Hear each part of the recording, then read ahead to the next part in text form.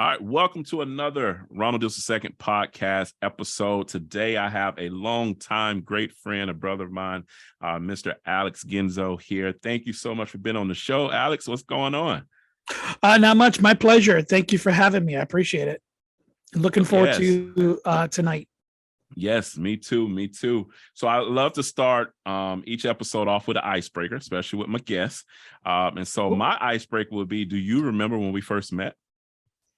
Wow. I want to say it was a DCBS meeting. I would probably think that we might have met because I know that you were in the program, you were in the film program, but I don't remember you if you were in it when I was teaching there, or if you were, it might have been really early. What year were you in film?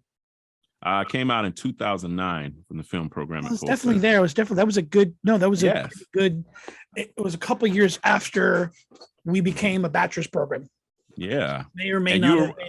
And I had you. I remember you. You was one of the instructors was giving me a hard time. I remember, Really? Oh. I was just playing. But I do remember you. Those were the days where we would give a hard time if we saw that it was needed. Right. But you were probably not one of those students we needed to give a hard time to. Yeah. There were some gems that were just like, I don't have anything to teach this guy or this person. They're just that good. And we had a few of them. And I'm sure, and like, I remember Drew Garraway was one of those students who were like, yeah, he's got it. We're showing him some stuff, but I think he's got that head on his shoulders already. You probably were like that. It was another guy that I remember, Ken Lowry, which I don't know if you remember at all. This was I don't remember what year he was, but he had already been in another form of business, which was computers, and he had actually worked for Symantec. And he was a manager, a regional manager. He had like 500 employees under him at one point. Wow. And decided he was good. He retired from there and wanted to go to film school. And literally it was one of those situations where I remember we were like, have you noticed Ken? He works on his own. Like, we don't have to prod him to get to do. And we're like, yeah. And then, somebody explained to me his background. I'm like, oh, that makes sense. He's a manager. Right. He's already been a manager. So the film industry, and we talked to him about it this one time. He said, oh, no, I learned from you guys a lot. Don't think that, I have management skills, but as far as filmmaking skills, that's what I'm learning from you guys. So he was really humble in that way, but we just felt like, but from that time period, I don't think I probably remember, I probably had you, and I know I did have you, obviously. But as far as memory, wow, that's hundreds of people or more. Oh yeah. I don't expect that. You got to be a special gem. It was, and I want to say that you the whole time you've been in DCBS, you've always been somewhere in the back of my head, like, I'm pretty sure something will come up and go, I remember that, and then we'll go, that's right, I remember you were in that class and that situation, but it hasn't come up yet, so I don't know. One day it will probably be it won't be necessarily a bad thing, but that's how I remember certain students. Like, for instance, people that were our colleagues, or were our colleagues, Bryce Machino and Kyle Fraser. We're both in the same class together, and I remember they were, I believe, in the first. I want to say the first of the bachelor's program, when the film turned into the bachelor's program.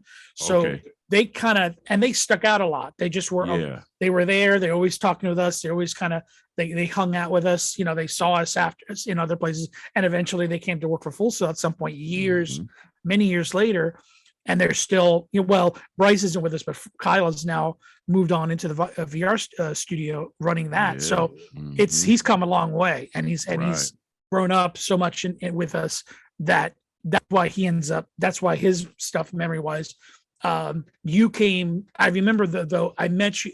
I know I met you in class. Obviously, I keep thinking like I met you in a meeting. Oh yeah. That's my first. I remember. My closest memory is working for us. Not so much being a student, but I know you didn't you work in another department before us? Yep. I was in career development prior. Career development. That's right. Okay. That's right. Yeah. Yeah. But no, man, that was great because you were with Jason Boett's class. Right? That was one of my favorites, man. That was one of my favorites, and he's a great friend. Today is one of my mentors today. So he's a great guy to work for and a great friend. And I don't talk to him much anymore because we're in different departments, and because we work from more at home now instead of at school. I just don't see him as much. I might see him at the Christmas party, but I don't know how that'll work out. But we have a lot of great memories together with him and Kenny Beaumont, other people that were in my department.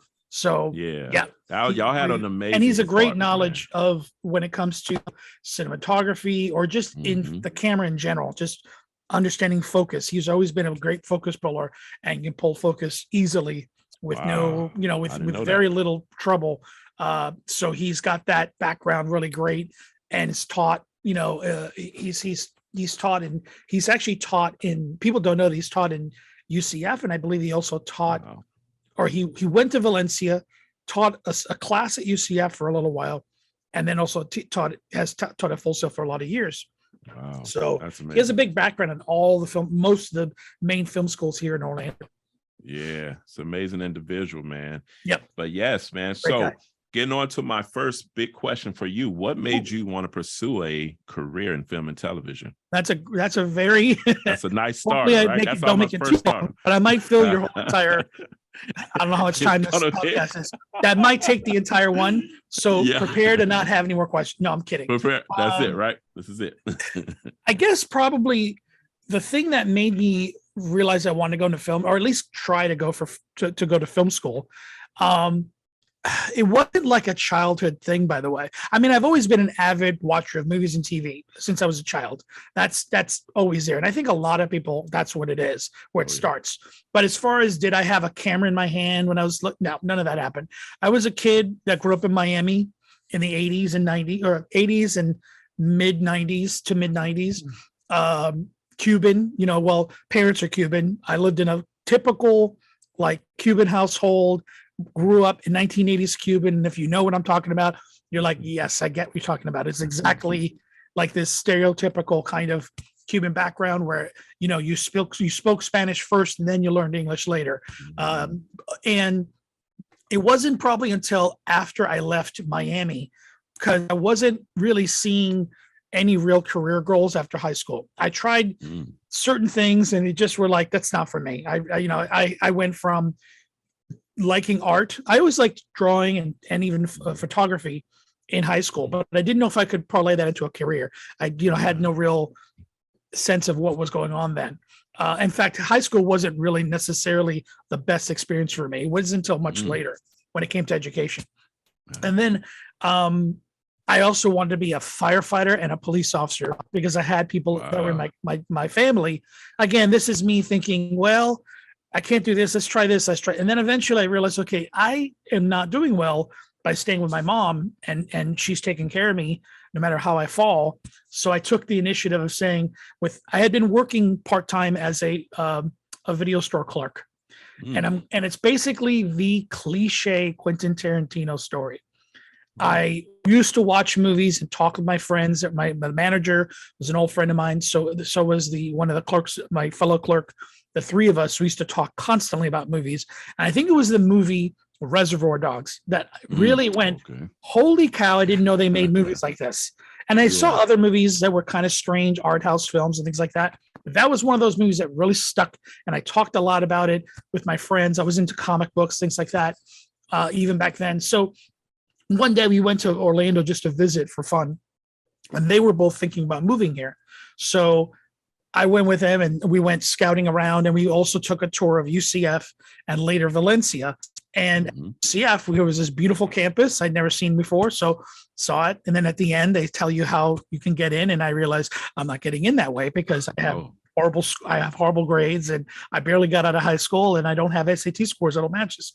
So it's, and the money was another issue. That was not even the big part. The money was going to be a horrible experience to try to figure out. So my friend Rod and myself, Roderick, and we went and Mike, we all went over to Valencia just to check it out. And we went into the library to check out some of the books and stuff. And what do they had? They have like a little gift store in there too. First book I picked up was called Understanding Movies. And it had on the cover a scene from Edward Scissorhands, one of my favorite Tim Burton films. Nice. And something just clicked in me like, wait a minute, why haven't I tried this? And I had read an article also later when I tried to research Valencia film program that Steven Spielberg, prior to that time, it was around 94. he had visited and said it was one of the best film schools he had ever seen. Whoa, and I really? thought, well, Nice. if Steven Spielberg says it's pretty good, maybe I should check this out. So I decided to pursue the Valencia film program. And at first it was, I actually did, by the way, take a BTS tour of Full Sail, but at the time I wasn't able to get all the loans, and I was ready to. They had already gone through the loans and said how much everything was going to cost, and one of the loans I couldn't. It was a loan that I wasn't going to be able to get without help, and I had no one to co-sign. But I was fine with that. I was like, you know what? If it's not, if it wasn't meant to be, it wasn't meant to be. It's fine. Right. So I went to Valencia instead. I was able to do that all myself, and it turned out to be one of the best experiences that I ever had in my life. I mean, it wasn't, well, my year didn't have the best experience. I mean, there was an issue that I won't go into. It was a problem, but the people I met and the things I did and the things, my roommates that I had and all that stuff that people don't realize, like nothing ever comes out perfect in film school, but there's things, little things that you get that if you realize how good they were, you realize that the overall experience, that little bad part kind of is minuscule. And it really was later on, as I couldn't see it until much later, especially when Ralph Clemente passed away. He was the director of the film program there. And I remember reflecting on it with friends that I still keep in contact with to this day, which is strange. And social media helps that. But I kept in contact when we were like, remember this happened? Remember when this happened? When this happened? We're like, man, that wasn't such a bad year. We all thought it was so bad. But looking back on it, now that we've been through our lives, it wasn't really that bad of an experience. We had some great times. I got to work with Sarah Chalk, who is from Scrubs, and also Roseanne. She was the second Becky. I got to work with her. I got to work with Frank Gorshin, Frank Gorshin is the original Riddler from the Batman show. A couple of other people that were well known in one of our one feature film that we did. The rest were kind of small short films, of course, just whatever they were, because Valencia uses outside productions to finance and bring productions to their school. Expect that, and they've changed since then. But back then, that's how they did it. So we were the crew. We were a free crew, and they had some free gear. So in conjunction with that, they bring in a production. So we get to have like a full professional type of production, much like in Full Sail just does it differently. We just do it ourselves, but we still treat it the same exact way. Everything's all the same things that you learn from Valencia, UCF, and Full Sail. It's all film, so it's all filmmaking. So it's not like you're changing that much, but we all do. All the schools do it a different way. So that pretty much got me into that. And then eventually after school, I started working actually within the first few months. I had got my first job while I was in school when I started school. Ralph actually was the one that said, hey, he used to have this really thick Austrian accent, and he would say words like schmooze, and he would say words like catchphrases. His catchphrase was treat yourself, meaning, don't take life so seriously, treat yourself and have fun with what you're doing. That was his big thing, treat yourself, he'd say this big. So I remember he gave us all like, hey, there's this company in town that's doing something for like X Games, the rollerblading at Universal Studios. They're paying $8 an hour. Do you want to do it? It's sound. It's a production sound. And I just started liking. I really was originally because at Valencia they make you take theater prerequisites first. So I took a bunch of classes in theater. I liked lighting a lot, and I was going to go into lighting for film, but I didn't quite translate the same way, and I didn't like it in the film side. I liked it more in the theater side, or the showy on stage kind. But I ended up falling in love with production sound. I saw Boom Operator, and I was like, I want to try that. And I tried it for a movie, and I was like, this is fun. I like this. Just kind of, again, just clicked in me, tried something, really loved it. And then that's when Ralph, like a little bit after Ralph had got this job, and I did this job at Universal Studios. It's called the Inline Skating Challenge at Universal Studios, which aired on ESPN2, I think it was, one of the cable channels. And it was fun. I mean, it was 90 degrees out there at Universal Studios in the main theme park. I carried around this thing called a parab, which is a reflector, and a microphone goes inside. It's what they use like for sports, where you'll see a guy with this clear reflector pointing it in places to get because what it does is it gets a wide range of picker pattern, and it goes straight into the microphone, and then it goes to the truck via wireless. So I was using that. Never even done anything like that before. And all I did was just basically record the skate sounds as they go by me. And that was it. And then I wait 20 minutes for them to go around the whole track. We had like 5 or 6 people stationed in different parts of the track, but you're literally waiting. And then all of a sudden you see them way down there. And you're like, all right, I got some time before they get over here. Because it's like, it looks like a mile away. And then finally, when they get to you, you have your prab out and you're like, wow. And that was it. It was that the whole day. Then the second day was the same thing. And the third day was more of a free day. They didn't have that much for us to do. They said, just keep an eye on camera people if they need help with the sticks or they need to put the sticks up somewhere or whatever. Just keep an eye for that. We were considered utilities. I don't think it was a sound job. I think it was just utilities. Yeah. They just happened to give sound stuff for us. And I was like, oh, great. I'm excited. More sound work, more sound experience. And I did a couple of jobs later with them for golf stuff and things like that. Mostly utility work, basically me helping out the sound people or helping out the camera people. And then eventually, I started getting my first jobs just through just people that had either been Valencia grads or through other people. Eventually, I ended up, I wasn't getting a lot of freelance work. It was hard to pay bills. So I had to take like odd jobs. But eventually I got to be what was called a free or unpaid intern, basically a free intern at a place called Vaughn Broadcast Rentals. It was in Chapman Leonard Studios, the building that's now owned by View Studios, I think it's called, or View Film. I forgot the name of the company, but it's VU. That same building used to be Chapman Leonard. And I worked in the rental department with a friend of mine that was in my class. He had been a full-time member. He got a full-time job there and said, if you want to come help out, a lot of people come through here. And if they see your face, you can get some gigs possibly that way. It's like, okay, let me try it. So I would go like twice a week or whatever, hang out. The boss would pay me to file some stuff once in a while. Just give me a check for, a couple $100 or whatever every other week or so to help pay some bills. And eventually I got to know people. So I eventually started working for the sound mixers and small jobs here and there. And the best of the rest is history. It's I went through a period of where I worked for a company for a while outside of freelancing, just like a regular paid salary company. It was a beverage consulting company.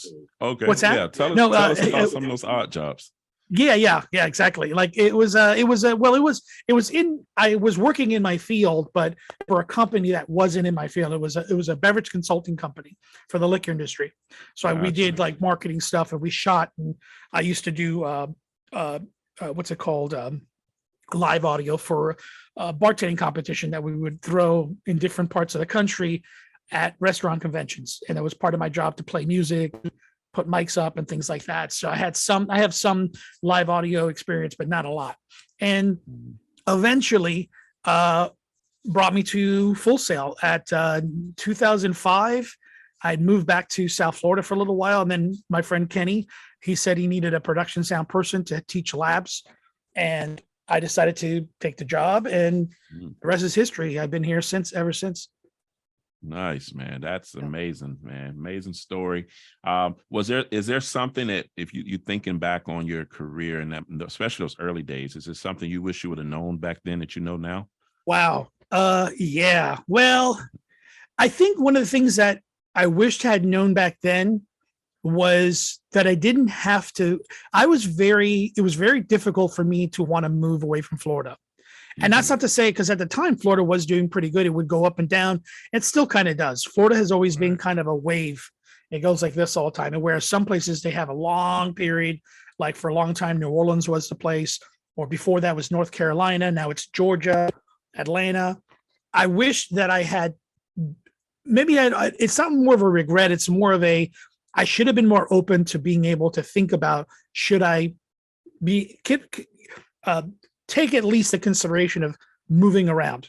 And I know it's hard for some people, because some people, especially in this industry, and depending on what part of life you're in, like if you're young, if you're old, are you married? Do you have a house? Do you have those obligations or things that are, possibly consider tying you down? Then it's kind of difficult for you to say, well, I'm going to go to this place now because that's where all the work is. But that's what a lot of our younger demographic of students they tend to be able, they're like, I'm going to move wherever I can go that's got the work and I can possibly stay for a while and, build a life there. And then when that doesn't work out, I'll go somewhere else.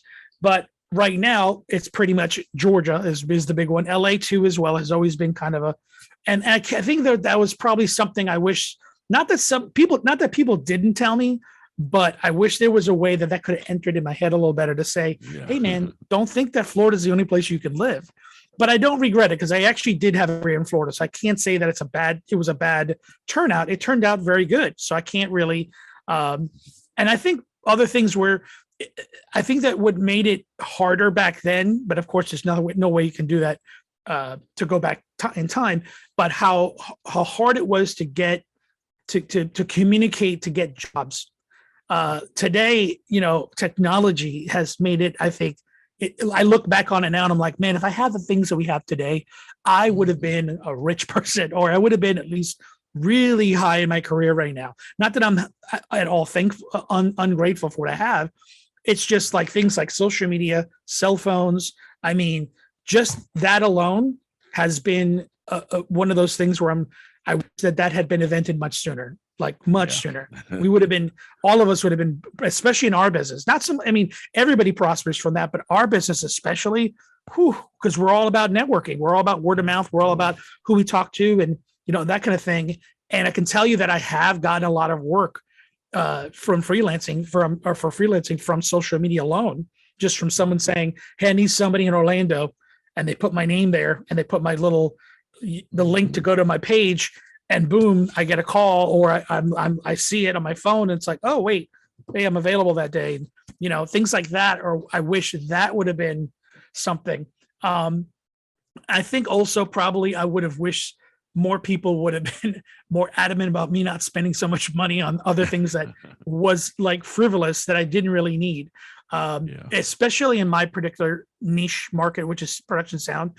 Most production sound makers end up having to buy their own equipment. And in our film world now, a lot of people buy your own equipment anyway. It doesn't matter what department, but with sound, it's a big one. Like even camera department, most of the cameras are rented, although some buy their own cameras to rent to the production. So you still invest in those anyway, but that would have been a great one for me to have that practice of investing my gear early on, not necessarily right out of college, but early when I started working for other people. It's like, okay, start buying little gear here and there, just build it up. You may not keep it all, but at least it gets you practicing your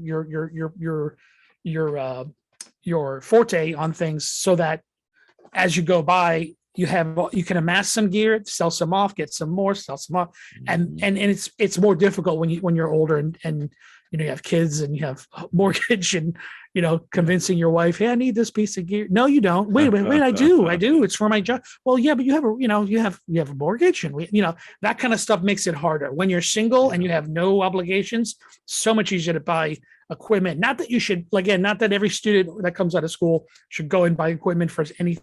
You got to make sure you love what you do, like that particular niche type of thing you're trying to do, whether it's camera, whether it's lighting, whether it's sound, whether it's anything.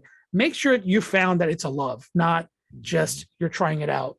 Because I've met people that have bought gear and they're like, I don't like doing this anymore. So I have to sell it off to buy other stuff because I want to do that instead. So, I think that's probably the best way to come out with like what things I would have liked to have been told back then. I guess probably one that I can say outright, I wish people had told me more how hard this business was going to be overall, because it does not only put emotional toll, but it puts physical toll. For me, it does physical because I carry a bag. When I do work, a lot of ENG work, it's all bag work, and it does wreak havoc on your back eventually. So that's the kind of stuff I wished I had known back then, but no regrets really. No regrets. Yeah, man. That's all fun. I mean, I tell people all the time, I love my job at Full Sail, but when I do a freelance job outside of Full Sail, I get a whole other giddiness that's hard to really describe. Even when I come home with a backache and my feet hurt, I'm like, that was still so much fun. Oh, man. It's a great balance. Cool. We did this and we did this and I got to see this. And oh man, we got, that's the kind of stuff that extra stuff that we don't get to do all the time in our regular jobs. So Yeah, it's a great balance. When I'm on set, even directing or doing, AD or whatever it is, and I'm on my feet all day, I'm tired just doing that. So I can It's a imagine good kind of tired. that bag you're carrying, Yeah. that's even more weight. Well, it is. And some days I'm literally hunched over, like, yeah, the house. Hi, honey. She goes, oh, and she doesn't even notice me. The kids are running around and she's trying to get them to bed. And, hey, Dad, what's up? They jump on me. I'm like, oh, no. Hold on a second. I got to get this taken care of. Let me get some Tylenol in me and let me get myself a heating pad. But, I'll be better. And I'll give you a big hug before you get to bed. But it's that kind of feeling that you go, wow, you reflect back on the gig that day. Like some of them are like, some can be kind of like horrendous. And I'm like, oh, I'm so glad that's over. And some are like, wow, that was a really good day. I got some great stuff. And like, it was easy. I was happy. I just did one for, it was a press junket for Avatar, the new Avatar movie. They were doing it at Disney. I was doing it with a guy that works in Full Sail, or that works in film, Jeff Pendergrass. I don't know if you remember him. I remember that name. We did a job together, and we had some rain happening, so we had to cover everything up really quick, wait till that all stopped raining to go back and film some more. And it just had, normal stuff that happens. But overall, when I was done, it was like, that was a great show. Do you remember James Cullinan? No, I don't remember. James Cullinan was one of our people in film back when you were in school there. He was a tall guy, had a deep voice. He was our first AD, and he's an excellent production, first AD, script souped. He's actually does camera stuff as well. He's got a really wide range of things that he's done in the business, and he was our first AD. And one of the things that both Jeff and I said in the car when I was driving back to the Packers, that would not have gone the way it did had James not been there. It was one of those where we can go, that's why it went smooth, and that's why today we had a good day. It wasn't bad. Everybody was happy at the end, and there was no everything went pretty, even with all the challenges of rain, of weather, which is such par for the course for Florida. We have constant problems with the weather, and you have to keep abreast, be on top of it. He was that guy. He was on top of it. As soon as he saw a little sprinkle, guys, get ready for rain. We're getting rain, and we're all covered up, ready to go. Still trying to shoot with the little droplets that were there, but realized we had to stop. We were delayed by about an hour, and that was it. And then we went back to work, and it was all good. So things like that are what I guess, I don't know if I went off topic, but those are the kind of things that I enjoy when it comes to freelance work. When you get that good kind of tired, when you get home, like you're tired, you're like, wow, that was still you feel like it was a productive day. So you feel fulfilled, even though you have to go with a little bit of pain in your body. No, that's amazing, man. It's nothing like that feeling. Nothing like that feeling. Tell us, Alex, about the first production that you were like, I can do this the rest of my life. Like, this is the one. The food was great. The pay was great. Everything was great. Well, it usually had nothing to do with the pay. I mean, my first TV show was really cool. It was cool, but it was also, there were some big, green, new person mistakes that I would make. There were days when I was like, I don't know if I want to do this. And my sound mixer was kind of he was a veteran sound mixer, and he's still around, but he was very kind of, what's the word? Crotchety, I guess, is a press person can say. Just kind of a guy that wasn't always very patient with me, because he would tell me something and I didn't understand what he meant, and I went to go did something else because I meant this, and I'm like, and he'd look at me and he would just kind of go like a little laugh, well, I guess this is what I'm going to deal with it. And I'm like, and I didn't know how to tell him at the time, how to professionally tell him, I'm new at this. I don't have that much. I had 6 months experience after film school, and it was my first time being on a real, it was a WB show. It went on, it was called Safe Harbor. It went on right after Seventh Heaven, when Seventh Heaven was on the air. And it had Gregory Harrison, Rue McClanahan was on the show.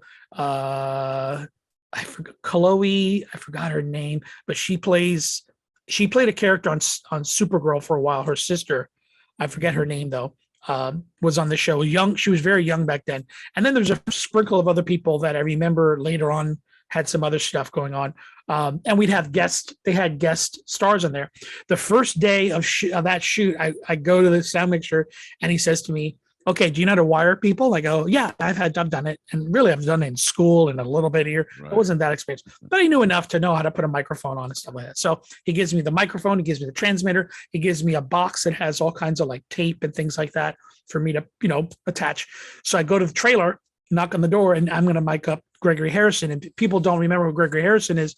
There was a show called, there were two spinoffs from MASH, one called After MASH, and the other one was called Trapper John MD, which is the character that Hawkeye was friends with in the tent, in their tent together. One of his friends, I think he was the first guy, but he played by a different character because he plays himself older. So Gregory Harrison was like the hot shot young guy. Of course, he's much older now. So I go to the trailer, knock on the door. I say, "Hi, Mr. Harrison here?" He's like, "Yeah, I'm right here." And I knew who he was. I mean, like I saw him walking by. I'm like, "Oh, that's Gregory Harrison from Trapper John MD." And I'm old enough to remember it, so I knew who he was. So I walked in and I said, "Hi, I got to put a microphone." He goes, "Okay, can I have the transmitter?" I go, "Here." And he puts on, and there was a strap for the leg so that he could put the transmitter on his leg instead of in his back. So he puts it on himself. He says, "Can I have the mic?" And he takes the mic and he starts running it down his shirt because he's wearing a police uniform. He plays a sheriff in the show. And then they had like a belt that they put on there. So they run it down his leg because that's how they wired it for him. And then he leaves the mic out. He goes, "Okay." And then do your thing. And I go in and I put tape on it and attach it so it's underneath the clothing. And then I have this receiver so that I can talk into it, and Vince could tell me if it's good or bad. I go, check, 1 2 1 2, and Vince says, "Okay, it sounds all right. We'll check it if we need to. We'll fix it if we need to back at the cart." So I went back and I said to him, Gregory took that and put it all himself. Did I do something wrong? Thought I was supposed to do that. And he goes, "Oh, no, I forgot to tell you. He doesn't like people like manhandling him, touching him. But we taught him how to mic himself." Wow. And that was like, oh, I didn't know that was allowed. Right. Anything I knew you were supposed to, like, I was a utility, so I was the third person in the team. So it was like those little experiences were kind of new, but it was very cool to see a big level. This is all shot on, I think it was Super 16 at the time. Oh.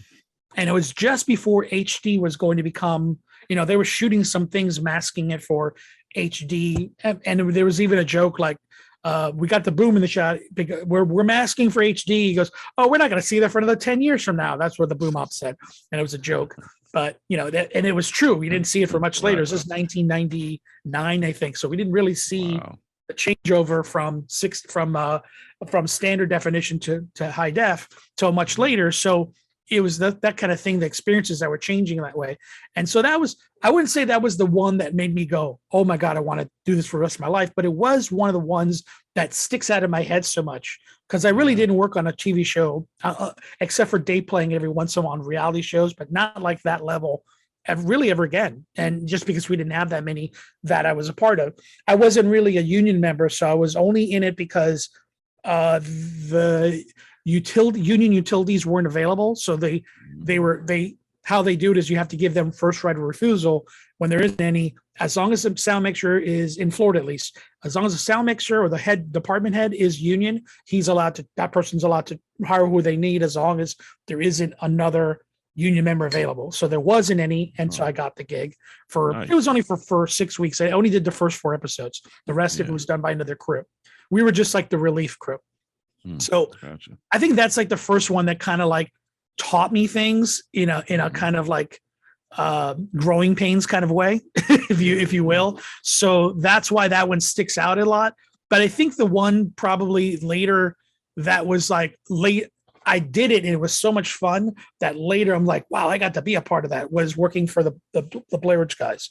I did I didn't get to work on the movie because they did it after I met them. When I worked at Vaughn, or when I was going to Vaughn, I should say, not really worked. I didn't get paid, but when I was at Vaughn a lot, visiting and hanging out, stuff like that, I got to meet the Haxon guys. And this was before there was any kind of fanfare of Blair Witch.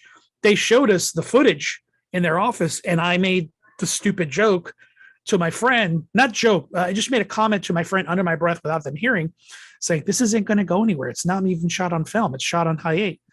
Foot out of mouth later, realized after $300 million and the most profitable movie ever made, or not ever. I think it still holds some of that. I think it still holds that, but I realized, okay, you don't have to make it on film to make it work. The story is what matters. How the ingenuity, the marketing thing that they did with it was amazing. So we got to shoot it was an EPK / featurette that was going to be put, it was going to be sent out for promotion of the movie because they had just been bought by Artisan. And then later it was used, it ended up being on the DVD. When you bought it, it's like a bonus featurette. It's called, originally it was called Sticks and Stones. Now it's called Curse of the Blair Witch. So I just did all the interviews. I did the miking for the interviews and we shot those. Actually shot them in DeLand, Florida. It was faked for Burkittsville, Maryland, where they were. But it was basically just interviewing people that may or may not had some connection with the Blair Witch people that were missing, like the real brother of the person that was one of the people that was missing, but they weren't really missing. So it's a more of a mockumentary really of a story. But that was a very fun, one to do because there were all people actually Kenny Beaumont worked on that as well. He did a day on that and it was all the Blair Witch guys. So they were really fun to hang out with, to learn from, just to hang, we hung out with them, not just at Vaughn, we hung out bowling. We went, had just outings together. We hung out at Vaughn a lot, just talking about the business and learning from each other. So those guys were very instrumental for me to keep wanting to do this. Those guys, and they're still doing it. They're not Haxton's no more, but each one of them have been doing something pretty big. Like they're all still relatively big in the business. Like Dan Myrick is still directing movies. He just did a film called Skyman. Ed Sanchez, I think, is the one that's probably the most busy. He does nothing but, or a lot of directing TV. He does Supernatural. He did some episodes. I forget what he's done, but he's done a lot of big. He got into TV directing, and we actually had him on a Zoom not that long ago. If I don't remember, for DCBS and for the DC Buzz. And it was great. He didn't recognize me because I've changed so much since back then. But at the end, I was like, "Hey, Ed, it's Alex Ginzo." He goes, "Oh my God, I forgot. You look familiar." I was like, "Why do I know you?" I'm like, "Oh man, thanks for helping us out." And it was really cool to see him. So it was a nice full circle moment to go, "Wow, it's nice." And Fahad actually knew them, had known him well. He worked on Blair Witch as well as a PA and did lots of stuff on. I think he was a PA. So I mean, there's a bunch of different things that made me keep wanting to stay in it. But a lot of times it's basically whenever I've done something that I haven't done before or I haven't experienced before, that's when I keep going, that's why I still do this. That's why I still freelance, because I got to do that. I got to do this little thing. Like I did this last job, this Avatar one was cool because I had never seen Pandora, the theme park. So it was like, oh, cool. This is really cool. Yeah. Little things like that is why I still want to do stuff for Disney or for Universal if I get one, or because I get, no matter how little they might pay, I get something out of it. I get something like I get to see part of the park that I've never seen before, or hang out somewhere, or work with people that I've never met before. So it's kind of nice. I actually got to work on that last job, the Avatar one, with an old film school chum, Andy Seeley. He's a gaffer in Orlando, and he's awesome. He's an incredible guy to hang out with, funny, and just really just a pleasure to hang out with. So it's every once in a while I get to see him, and it's kind of like, hey, Andy, man, how you doing? It's really nice to be able to see people that you went to school with or that you have worked with in a while. Yeah, so I think that's the kind of things, those little experiences to me are what make me want to stay in this business a lot. Yeah, that makes sense to me. That makes total sense. I've told people before, if I won the lottery, I think I'd still be doing this. I just buy more gear. My wife was like, "Why are you buying more gear? We don't have any space in the house. We're going to have to get a bigger house now, I guess." But that's the kind of stuff. The gear is the toys are what make me want to stay into it. So I guess no, that's amazing, man. So tell us, Ginzo, about a time that you have failed, and how did you overcome that season in your life? Yeah, I have some mini failures all the time. It's not really like I failed to where I actually had one incident, and I don't know if it's an incident, but a little while, not a few months ago, I had I don't remember when it was. It was, I think I say a few, but it might have been like August or September. I don't remember when it was, but I had a a little, I wouldn't say a health scare, but I've never had to leave a job in my entire life until this one job I did. Like I never had to say, I got to go home. I'm sorry. They were very cool about it, very nice about it, but I had some dehydration. We were out at Disney. What's that place called? It's the sports complex or the sports. I think it's called Wild World Sports. Wild World Sports, yeah, something like that. It's a big, huge place. And I've done another job before that. It was great. It was, but it was one of these days where it's just like blistering. And I literally couldn't even open my eyes all the way. I had sunglasses on, still was so bright. And I went out there, got all set up. And I had been standing around talking to them because we couldn't go anywhere until we had an escort. You have to have a person from Disney that takes you around. You have to get like your own escort. They do that as well in the parks. Anytime you do a job there, you have to have a Disney escort that takes you like from, not to go to the bathroom, but like if you want to go to your parking where you left your car, you have to wait till somebody takes you to the parking lot and says, okay, thanks. And that makes sure, okay. It's probably a safety thing, which is probably great. Yeah. So we were standing around waiting for our safety guy, and I was drinking lots of water. I didn't understand why I'm drinking all this water. And later I felt like everything was just, I felt like I was going to probably pass out. I was actually on all fours with my bag on, took it off. And I said, and he was like, do we need a medic? And I go, give me a minute. Hold on a second. I might be okay. And I just realized, like, you know what? I don't think I could do this job today.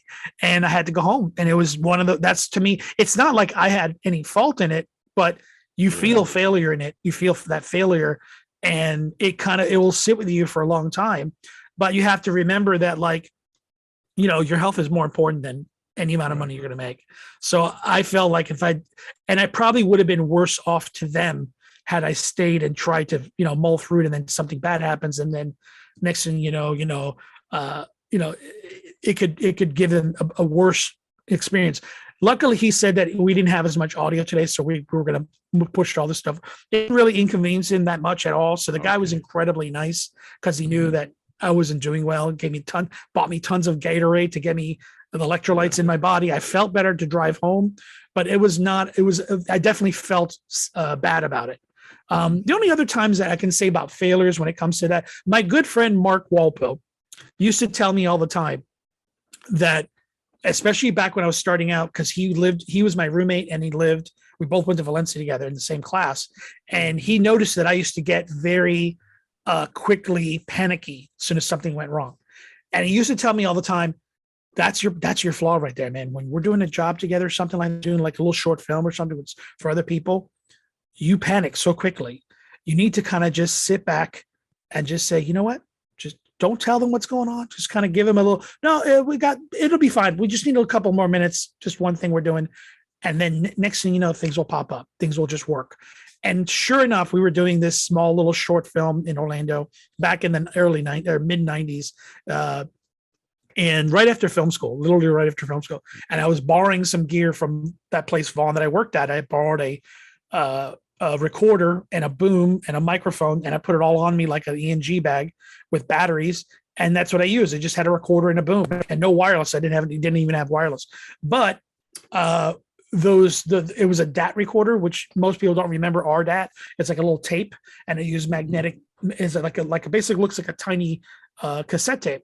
Well, those things have what's called a dew sensor. So if you're inside of a car with AC, when you take it out, condensation forms, and the recorder won't start up till that acclimates to the weather. And I knew that. I was like, yeah, I remember that having an issue. Well, it'll basically, you try to turn it on, it'll say do, DW, do, and it keeps flashing. And Mark came over and he went, what's up? And he goes, the dew sensor went off. I need a few minutes because it's not going to turn on. Okay. Sounds good. So he walks over, he goes, oh, dude, I need like a good hour at least to light this stuff up. So he basically covered for me. He basically went in and said, yeah, dude, it's going to take a while. So do me a favor, just sit tight. We'll get this as quick as possible, but I need about an hour just to get this and this and this and this. He didn't need an hour. It was like 30 minutes or whatever, but it went on in about 5-10 minutes. It was like, boom, working, turned it on, had everything ready. And he really taught me something about, don't let them see you sweat. Don't panic if you can avoid it. I know people with anxiety and things like that. I get that. But when you're on a set, the more you panic, the more the production panics and everything just snowballs. So a lot of times you just have to give a little bit of, well, this is going on, but let's give it a moment. Try to get yourself in a calm manner. And I actually work a lot of times with a sound mixer who's old. His name is Jeff Cannon in the business, and he is always calm. I've never seen him upset. I've never seen him mad. I've never seen him. And he's one of those guys that she's a surfer. So he has that surfer mentality. Like everything's just a wave. He's got to ride the wave. And I'll show up. Whenever I work with him, I get upset if I don't, like when he calls me or leaves me a text, hey, are you busy this day? And I can't do the job. I get really upset because I love working with him. And he always gets me the best jobs.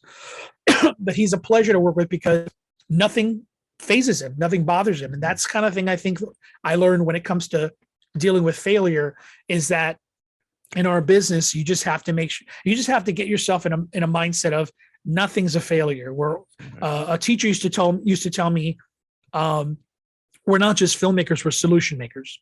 So if we look at a job, if we're doing a film or whatever that day, and things don't quite work out the way you want them to, we don't just put our hands up in the air and say, all right, we're good. We're going to go home now. No, we have gear rented. We have people that are there. They got to get paid. No one's going to hand over their paycheck to you because you couldn't get things working or because it rained and you didn't have a cover location. Or if the camera went down, that you didn't have a backup camera or a rental standing by, and we'll just deal with one camera. Like we always have to find a way to either shoot something for another time or go to a cover location or have some kind of A, B, C, D scenario plan in the works. We make it happen. That's just how it is because time is money. None of that money can be recovered until we finish it and sell it and do all that. So it's, I think that's where I soon early on realized there really is no such thing as failure. You just gotta make sure you double check everything before you do the job. You, talk to the people there to see what they really want. So that way you get what they asked for. And hopefully it comes out good. And, I've been lucky enough to where even small little failures I learned from if I did, like early on when I started, I think one time I had a job I worked for this guy that was in town and I had took the gear. He had gear for me to use. I didn't have my own. So I had to use his gear. It wasn't another sound mixer. It was some guy that owned cameras and lighting and sound and everything. And I was doing a job for him. And I was supposed to bring it back to him the next day. And I was a little late because traffic or whatever.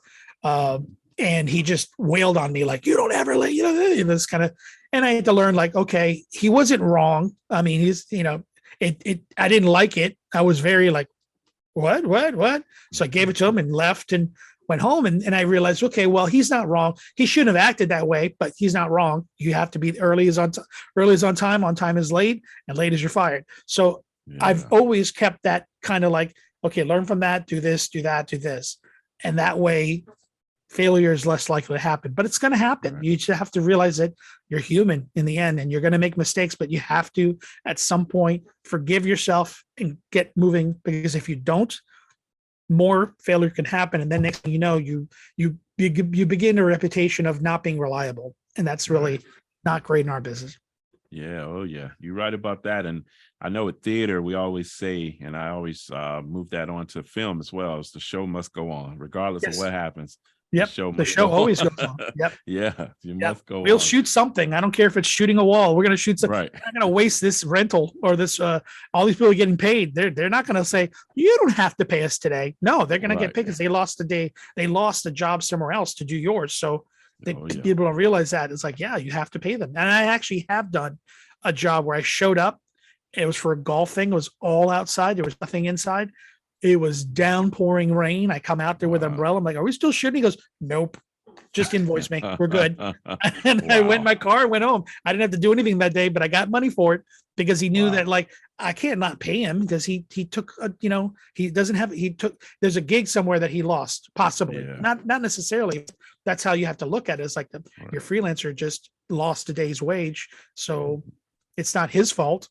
Yeah. That makes sense. What are some key elements that every filmmaker should have when working on set? I mean, in general, there's the common little things that you're going to learn as you go, but things I think I remember most was keeping what's called set ears, thinking while you're talking to somebody, keeping an ear out for you or something that has to do with, especially if you're like a PA or if you're working in a particular department that requires you to be available. Having a good attitude, even if there's someone that just doesn't like you, or somehow gives you a lot of flack or whatever. I had to learn that too, that you can't express it there. You have to basically say, all right, yeah, that's funny. All right. Like kind of let it roll off your shoulder. And then when you go home, you can talk bad about them all you want and just, rip into whatever. But you have to kind of have a really good attitude, and mainly because people are always watching and listening. In our department, especially, we give out receivers to people. So if you're talking on a mic or something, guess what? Director might be hearing that. Script super might be hearing that. Somebody else important might be hearing that. If you're talking bad about anybody, and they don't want that. Nobody wants animosity on a set. And so, I'll be honest with you, I haven't been in a situation in a long time, maybe one, where animosity was any kind of an issue. Most of the jobs I do, everybody's like, they're all like team players. They all want to help out, especially that last one, the Avatar thing, when we had that rain delay.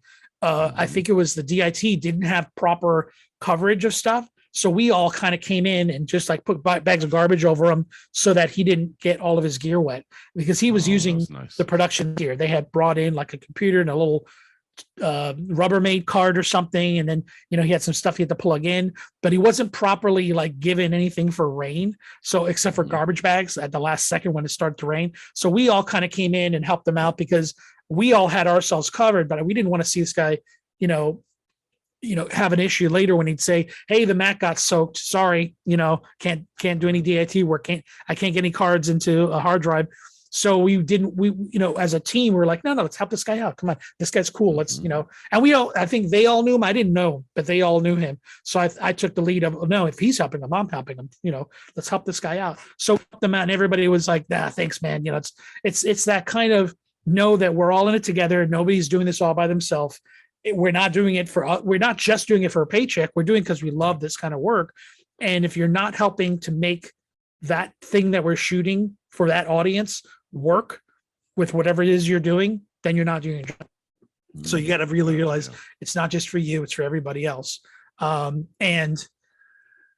I mean, there's a lot of other things I think I could probably spout out, but just in general, I mean, this business, believe it or not, has a lot less to do with you having the best skill and more about you being a person everybody wants to work with. And that sounds backwards. Like in most jobs, it's the skillful people are the ones that are the best. And who cares if they have a good personality? If you're working on a construction site, those guys are all hard but in a film business, we're all very much about being, in close quarters and having to work with people. And the last thing you want to do is be with someone that's just is a real know-it-all, but like has no personality or just doesn't really. We're not expecting people to be party people. We're just expecting people to like feel like they really want to be there. And those are the people that end up sticking out to other people who go, I want to work with that person. That person, man, he didn't know everything or she didn't know everything, but you know what? I liked working with them. I felt a good vibe. You could tell they wanted to be here. They're excited. They communicate real well, at least, or they do this. I can teach the rest of that. I can teach all those other skills. It's hard to teach people how to be good with other people or how to be, social, so to speak, I guess is how the best way to work it. So that can be a really great asset in this business. Huge. Because again, you can learn the rest. You'll learn the rest as you go. But if people don't want to work with you, no one's going to teach you. So it's like, once you get out in the business, you're out of school now. So they don't have to teach you anything. They just want to make sure that if I'm going to hire you, I'm not going to be embarrassed to have you there, or I'm not going to be annoyed by you. I want to make sure that you're cool, that you're just like, so for some people, it may not be the case. That can be easy to do, but for a lot of people, it's, I could do that easy. I have friends, if you have friends, you're probably social in some small way, and you probably could do this business very well, especially if you have an enjoyment of what you're doing. Nice. Yeah. I love that. I think that's kind of the same things. Also, just the protocols, all the things that you learn when you like dealing on a set. Just make sure that you're not only learning about them there, but study about them. Go back on a computer nowadays, man. It's so easy to go back and research. Like if someone says, how do they do the calls for the slate and all that, you can go read about that. And then you have to be on set to learn about it. You can't just go, if we had internet when I was starting out, but it was expensive. Not everybody had internet. So now everybody has internet. You can get internet on your phone, your computer, your iPad, everything. So it's so easy to be on set to be able to say, what is this? What is, Why do people say mark when they clap the slate? Things like that are so easily at your hands. Back then, I had to go ask somebody. I had to make sure that I wasn't asking at the wrong time. And, if there was a frustration going on, hey, tapping on the shoulder, why did they, dude, do you see what I'm doing? Like that kind of thing. You can't, you had to be careful of. Nowadays, it's not a matter of, you can just go to your phone and say, what does this mean? And so that's going back to what I said earlier. That's the kind of things I wish I had back then, to be able to have that at my fingertips. How many times I've done a job and something might go wrong with the wireless or the gear I'm using, or something I wasn't expecting happen. And I can just literally just plug it into my phone and find out why and get an answer, or talk to my friend Jeff Pendergrass through text and say, hey, have you noticed when this happens? And he's like, yeah, that happens when this happens. You need to go to the menu, and he'll tell me right there on the phone how to fix it. And it's fixed in like a few minutes, versus back in the day, that might've been a real problem. Like, I don't have the manual on me, so I don't know what to do. So yeah, that's, I guess those are the things I think that are great, is that if you're going to be in this business, you have to be a student of this business for life. Like, just know that, your favorites on your Chrome or whatever it's called, your favorites on your web browser, that's good. There be to be one about, that field you're in. And it should be tons of places that you are constantly looking at. And I have that still for years. I'm always looking up something, or a product, or a piece of gear, or if I read about something, oh, wow, let me learn about that. I've never heard of that. There are still terms to this day that I don't know, because it's either a West Coast term or upper East Coast or something else, or it's new, so I have to go look it up and find out, what is that, So I think being a student of life, a student of this business for life, for as long as you're going to be in it, is pretty imperative, I think. Nice. Yeah. Love that. I love that. What advice can we give our students, or any student that's getting ready to graduate and preparing to work, especially in the film industry? What advice could you give them right now? I mean, it's hard to say, because you have to kind of know what each student wants to do. But I would say, as a general sense, probably be patient, as far as, you're not going to get work tomorrow. When you're done grad, you're not going to like walk into Georgia and go, I'm ready to work, go hire me. Right. There's a lot of students that get a little disenchanted by that. I actually talked to one, I remember, because I help out still the film side for production sound for some of their classes. And I remember I was talking to a student that was doing, she was mixing on a shoot, and the subject came up about, like, trying to get work. And I said to her, since I've been in this business 24 years now, 25 years, I still can't tell you the direct route to get a job. It's not like there's a magic bullet to it. There's little things you can do, and some of those will work. And sometimes it means you're not going to get, freelance full-time right away. I didn't. Actually, I don't think I've ever freelanced full-time for too long. It was always for a little short amount of time. And then, it slowed down, and I had to get a regular job. And, I did a lot of retail jobs just to make ends meet. And it wasn't until I finally, decided I'm going to go, after so many years of doing it, I guess I'm going to start teaching. Now that I can do that as a regular job, I can freelance part-time, or as much as I can, that it became, I didn't have to worry about it so much. But for years, all I did was worry about paying the rent. Is anybody going to really hire me? Do I need to, try to find some money and go somewhere else? I mean, there was so many different, anxieties that just would arise after film school. And you just have to remember that you and 100 other people are all starting out at the same time when you finish. So you're competing against all the students that just came out, depending on what program you're in. If it's film program or our program probably has less, but still you're competing with anybody from any other film school, or anybody who just finished, who's starting. You're now competing with those people, depending on what market you're in. If you're in Florida, Georgia, LA, New York, Chicago, Texas, who knows? There's no magic bullet to any of it. Just remember, be patient, be diligent. Don't stop. Don't wait for them to call you. You got to go out there and make the calls, make the texts, the people you meet, have business cards on you at all times. And funny enough, I say that, but I don't always have them on me. But I mean, I'm getting forgetful. I'll do a job. They're like, hey, you got a business card? I'm like, no, but damn it, I know it. They're on my desk right back there. I'll just get my number. It's all good. Nothing's changed really. So, but the truth is when you're starting out, you want to have something that says, here I am. I'm ready to work. Please hire me. I really could use the help or the experience.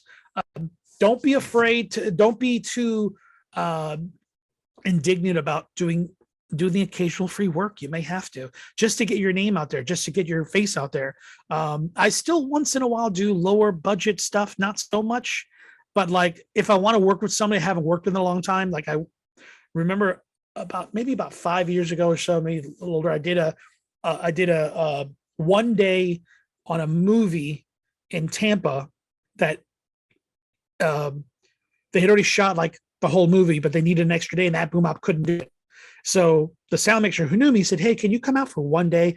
It doesn't pay a lot, but the sound mixer I hadn't worked with in like 10 or 15 years. I'm like, yeah, of course I want to work with you again. And it ended up working out because I ended up working for that company. It's called N Focus Films in Lakeland. And I worked with them for a while on a bunch of commercials for Publix and other stuff. I got a lot of work out of them. They don't call me anymore, but they've moved on of other stuff. So, but it worked out for something else. So you just never know like who you're going to meet, and it might work out. I'm not saying you should do free. I don't agree with doing free work a lot or even low budget work a lot or low budget paid work a lot, because then it puts you in a level of he'll do it for free. That person will do it for a lot cheaper. So get that person. Right. I want you to go up. You should be going up with your rate than going down. But every once in a while, if it's somebody, if it's a special situation, okay. Nobody has, it's fine. It's not, there's no faux pas on that. Just remember to keep yourself back in the rates that are competitive with everybody else. That being said, also, I think the best advice is probably know if you really love this work, don't be afraid to keep doing it, even if it's not turning out the way you exactly planned. Keep doing it. If you realize you don't love it, be smart enough to say, you know what, this probably isn't for me, or maybe the part of it that I'm doing isn't for me, and I need to figure out what is it that I like about this business so much. It could be that you're in art department, but you really want to direct. You've been thinking about these stories you have, and start doing that. Start writing stories. Start working with other people that want to do stuff. And nowadays, it's so much easier to get your stuff out than it used to be. The gatekeepers are they're not pushing back people away as much as there used to be, because now you have social media and you have other outlets like YouTube and even Facebook or other places to go that you can put your project out there and everybody gets to see it and sees if you're good.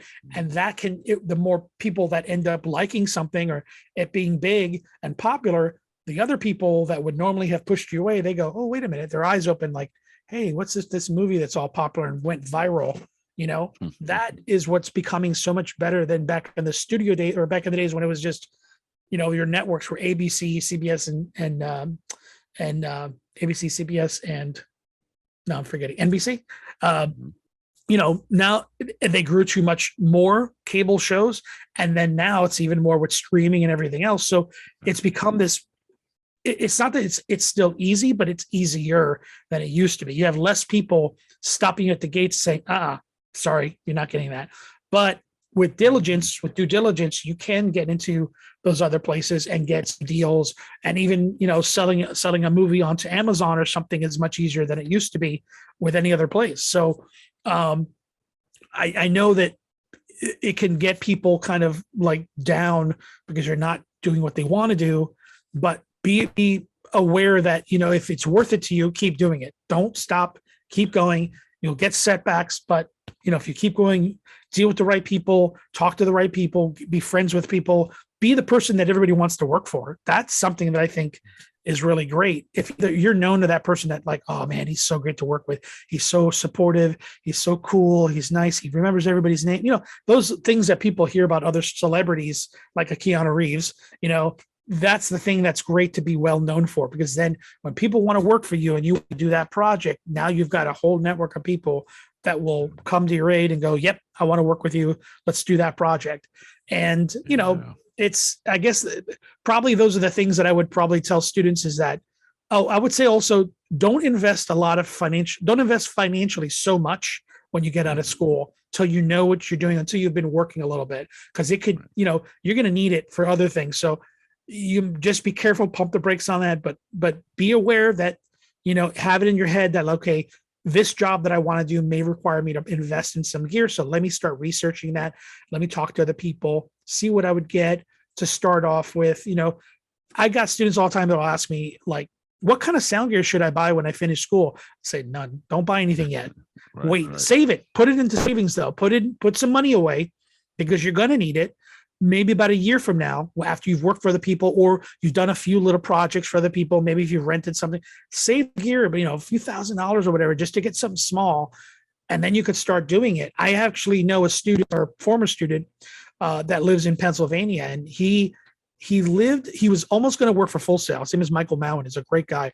Almost going to work for Full Sail, but had to leave because of something. I forget what it was. Had to do with having to move back to Pennsylvania for some reason. He got married, has a kid now and everything, but he's doing production sound and post work now. And he started small. He got a little package, a few $1,000s, and just built it and built it. And now he's got a full on, great audio package, E&G style, but still, and has been investing in post-production sound software and hardware and things like that, because he wanted to do both parts of it. And, had to like start from nothing. Like he had to get a regular job, save up some money, and if it's worth it to you, it'll come. You just have to get some patience and just build and build and build. And I think that's something that people don't realize when they come out of school, that they're not waiting to say, here you go, here's your job, here's your job, here's your job, you're set for life. It doesn't work that way.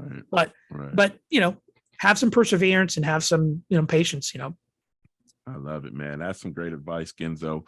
Do you have any resources that you would recommend for students to check out, or anyone to check out is interested? There's a few places that I'm on, like as far as not all of them pan out for me all the time, because some of the resources that I know that I'm on, either you have to get a paid version of it, or you could do the free version. The free version's okay, but then the paid version is the one that usually gets you the more work. So it's kind of hard because they're not always economically viable. But I'm on a few things like sandy.com.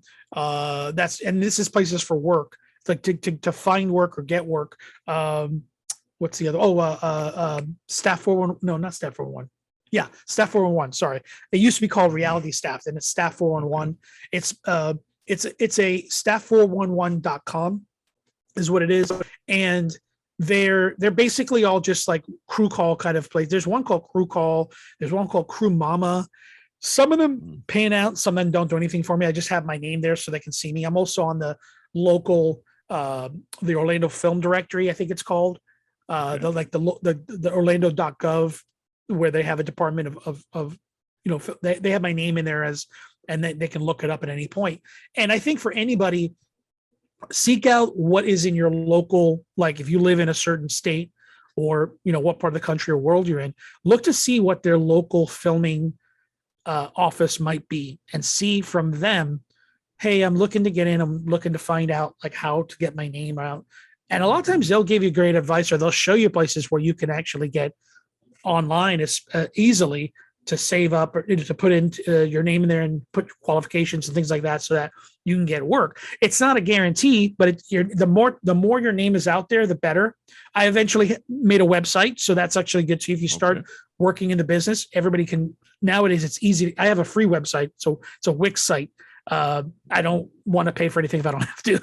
I should probably get a real website that I pay for every month, but I just thought, this one's working so far. I'll leave it. And sometimes, these other places have a place where you can put like your work experience and maybe some reels and things like that. So my website has, there didn't used to be like reels for audio people. So a lot of us started basically taking, like if we can find our clip somewhere, or that piece of work we did and it has our audio in it, like the dialogue and stuff, we'll put it in there, even though it's not the raw dialogue. It's been sound mixed and stuff. It's fine. It's just so they can see that we worked on this type of production, commercial, E&G broadcast, or, so I have a bunch of them sitting in one page of that website, and I have it on realitystaff.com so they can see some of that too. So it's kind of like pulling them up both together and, they can go from there to my site and back and forth.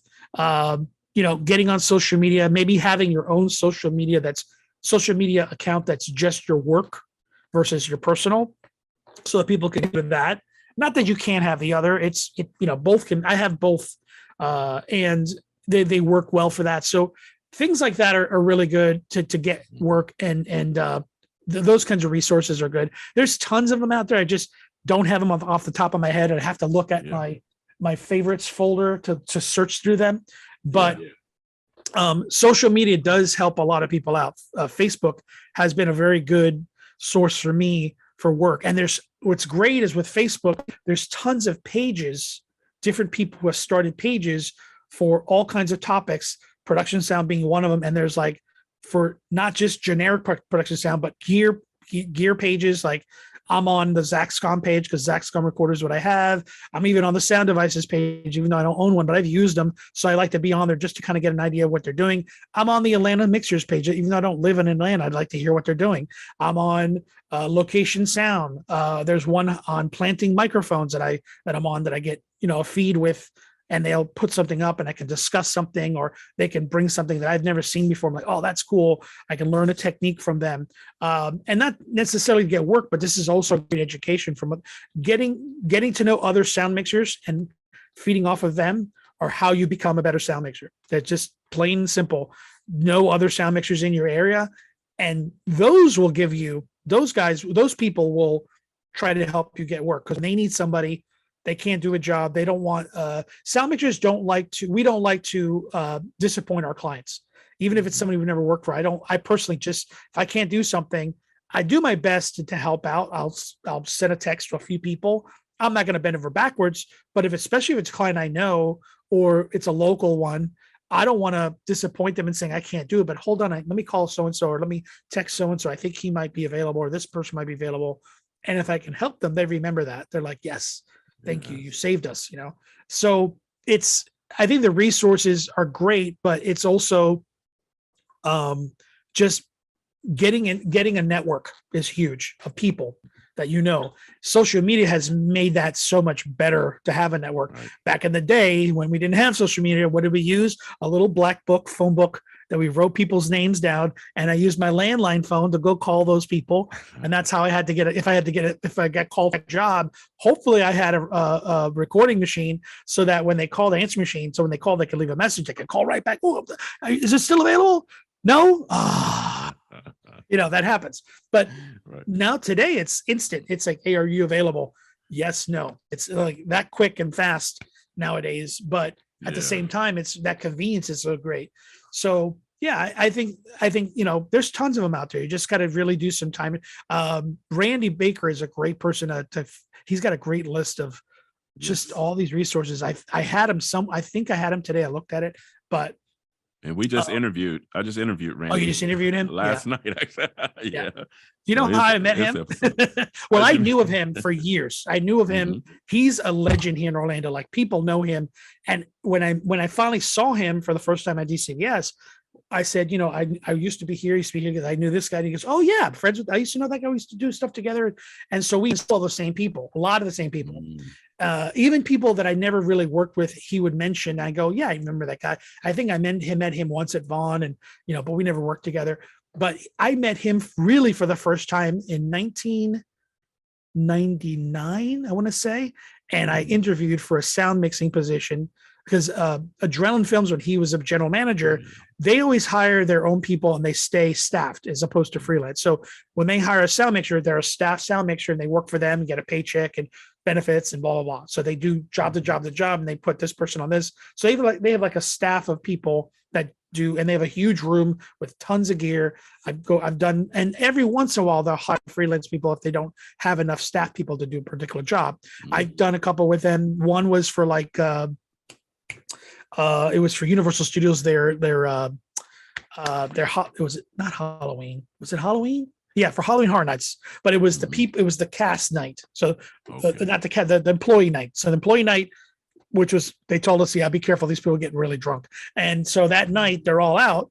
I did a job with them. So years ago I interviewed, and Randy I sat in the office. They used to have an office in Altamont Springs first. Then they moved from there to where they're at, which is like Orange Avenue near the airport. Yeah. And much bigger place, a huge, like 2-story, I think, big place, real nice. And I went there, interviewed with him, and he took me around to show me the whole place and everything. I was like, oh, cool. And I told him, I used to work at Vaughn, or I was an intern at Vaughn. I used to come bring you guys in the old place gear for sub rentals, because we used to sub rent to Adrenaline. So, go over now to when he got hired. I tell him all this. He goes, yeah, I don't remember that at all. I'll go, how long was that? 1999. And where are we? 2018 or 17, whatever he got hired. I forget. He goes, yeah, there's no way I remember that. But yeah, but it was cool. And it was very like, now I get to work with him. This is awesome. Yeah. It's like, I'm this old and now I get to work with Randy. Great. Full circle. Right? Exactly. Right. Yeah. So but he's great. He is such a wealth of knowledge. It's amazing how much he knows. He is. Oh, yes. Now, Ginzo, you did mention your website. You mind dropping what's your website? If any of our listeners want to check out your work or anything? Yeah, I don't have it. I don't memorize the name of it at the top of my head, or the URL at the top of my head, but I can actually copy and paste it into the it's actually, we're not doing like we don't have other people on here, but it's Ginzo, AGINZO .wixsite WIXSITE.com /Ginzophonic GINZOPHONIC, all one word at the end. There you go. Okay, so that makes sense. Cool. And if you get on there, it's just a simple page I made that has some pictures of me when younger days and older days and stuff like that. Just on set stuff, and I have my resume on there. So if they want to download my resume, they can. My work bio, I have a resume that they can read like on the page as opposed to just downloading it. But if they want to download it for to have it, they can do so. I have what's called a sound reel, which is what I made. So when you go in there, you can see video of things I worked on, just little clips, things. Not some of them are full clips, some are full longer clips, but some of them are small.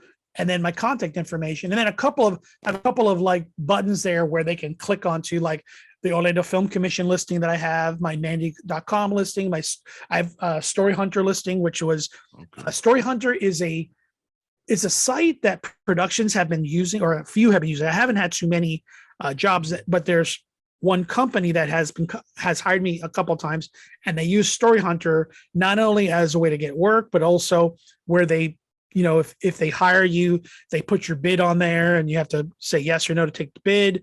And then when you do the job, a lot of the communication goes through Story Hunter. So it's like its own social media platform for production.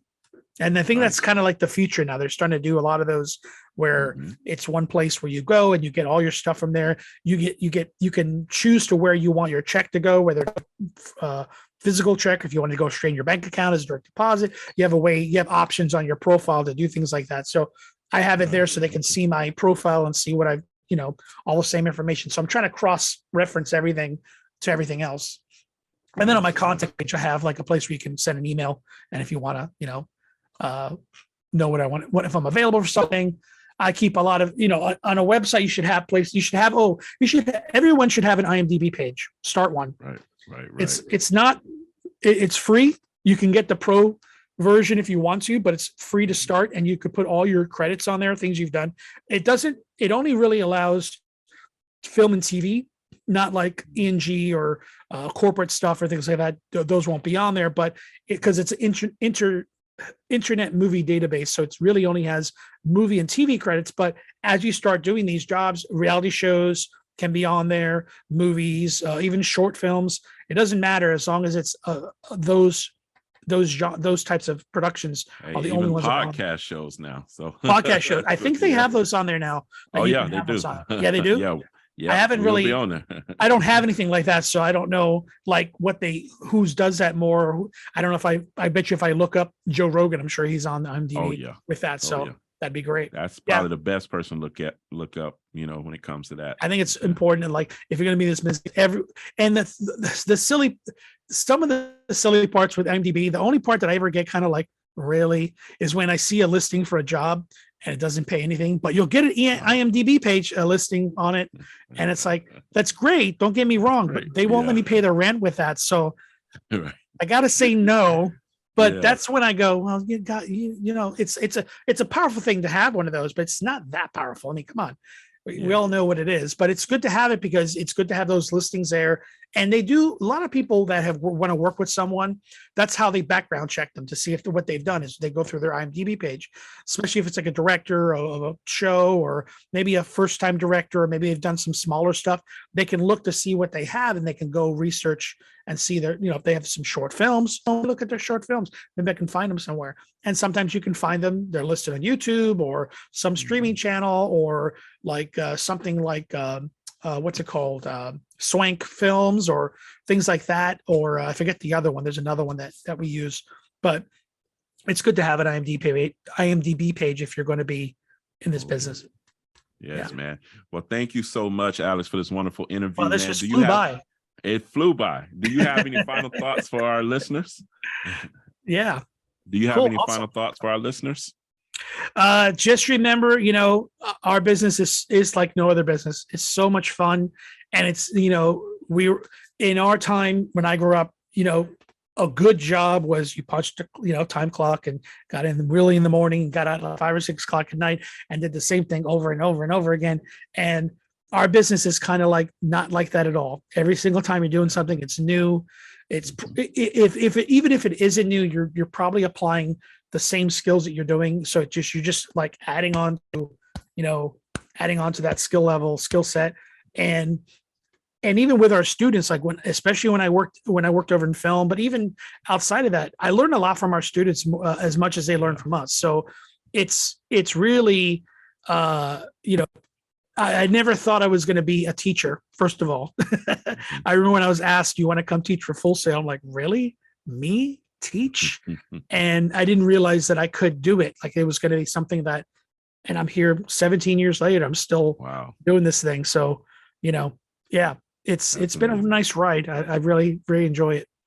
Awesome, man. Well, my final thoughts for you, man, you're a very awesome person to work with, man. It's been definitely just great working with you with the DCBS you as well, Ronald. Department, man. So I really appreciate all you do for us, all you do for our students. And thank you again, man, for blessing us, man, to be a part of this show. My pleasure. I had a lot of fun. All right, man. Well, thank you again. Take care. Be blessed. Thank you all once again for listening to another great interview. Stay tuned. We have many more in store. All right. Take care and be blessed.